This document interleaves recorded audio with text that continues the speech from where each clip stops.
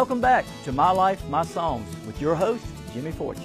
You also wrote I'm Not Going Anywhere, and that became the official song for a Sessions Hospital's commercials, and it's aired nationally. It is. I remember walking through the house one day, and the first time I heard it, and I'm hearing your voice, and hearing this beautiful, I stopped dead in my tracks. I said, that's Kelly. That's Kelly. And I went back to the TV, and you're singing, and it's so beautiful and so appropriate. So, well, that's one of those things. I wrote that by myself three months before I was diagnosed with breast cancer.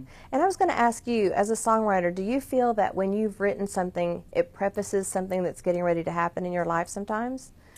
Well, I actually wrote a song 2 years before the Statler Brothers retired.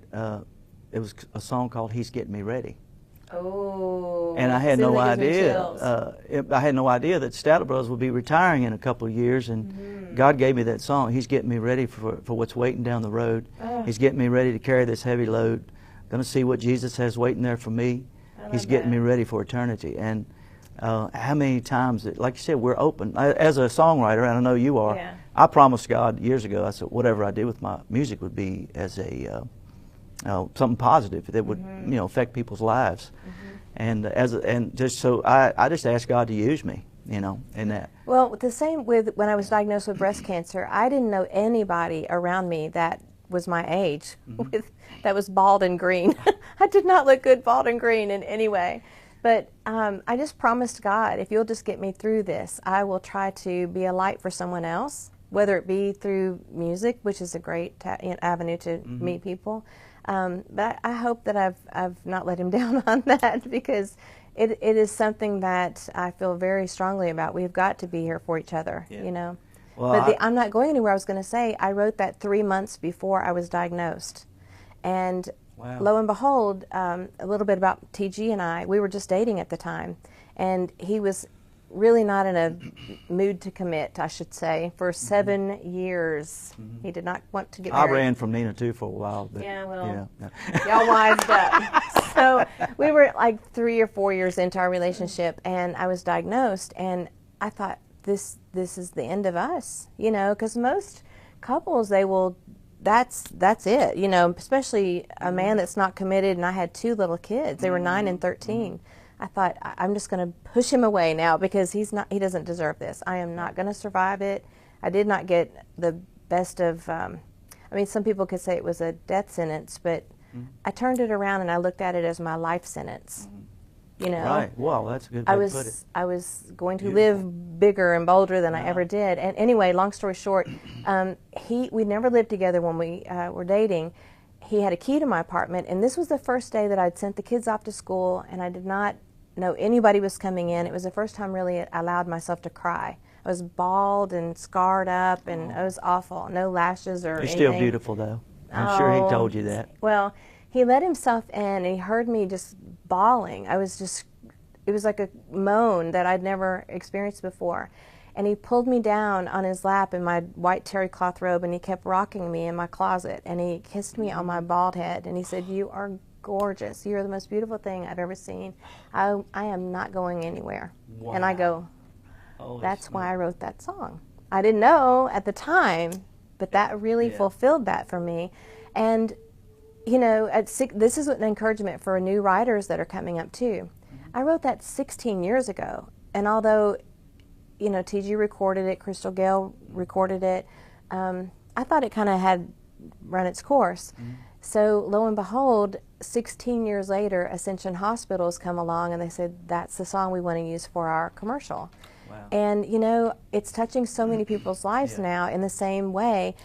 Through COVID, people are having to leave their loved ones in the hospital, but they're saying, I'm not going anywhere. I'm just right outside the door.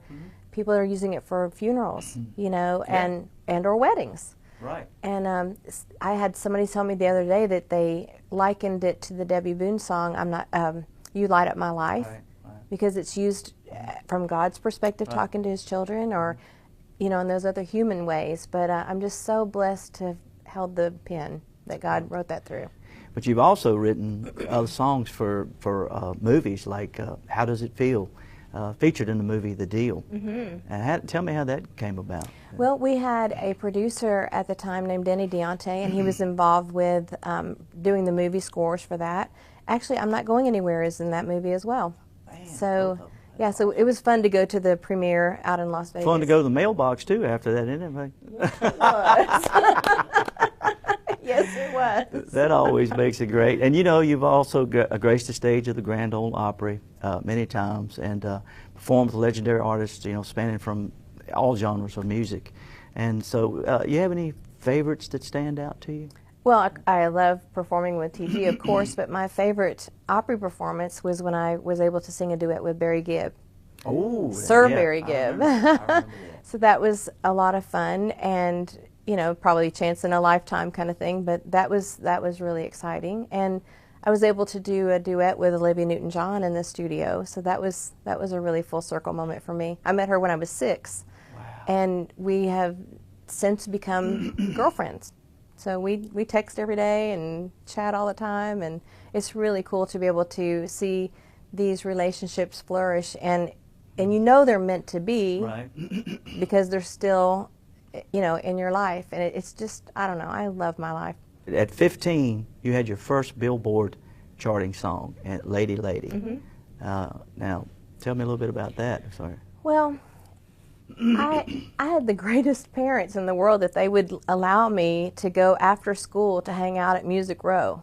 Who does that, you know? You couldn't do it today. No, we definitely couldn't today. But I had several friends. I was always considered like an old soul, and I would hang out with several of the writers down in Nashville, and I had an opportunity to record at 15, and a person was putting some money behind my career, and Stuart Harris was talking with me one day. He wrote Lonely Nights for Mickey Gilley, and he's a huge writer. Anyway, he said, "You're 15. You need an appropriate age song for you." And so he wrote Lady Lady, and it was the perfect song for a young girl. And lo and behold, CMT had not even really gotten started really well yet, and they needed content for their programming. Wow. They paid for my video.